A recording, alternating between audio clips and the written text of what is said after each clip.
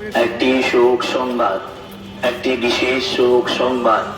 বিগত 2022 সালে 31st নাইটে আতশবাজির বিকট শব্দে শিশু মায়ের ইন্তেকাল করেছে। ইন্না লিল্লাহি ওয়া ইন্না ইলাইহি রাজিউন। মৃত্যুকালে শিশুটির বয়স ছিল মাত্র 4 মাস। এছাড়াও একই দিনে শত শত পশু পাখি মারা যাচ্ছে।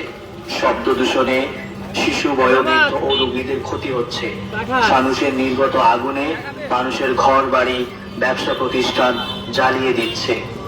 তাই 31st নাইটে আতশবাজি, ফানুস ও ডিজে পার্টি থেকে দূরে থাকুন।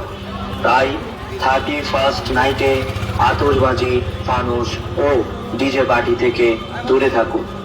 সুস্থ, সুন্দর, স্বাভাবিক পরিবেশ বজায় রাখুন। একটি শোক সংবাদ, একটি বিশেষ শোক সংবাদ।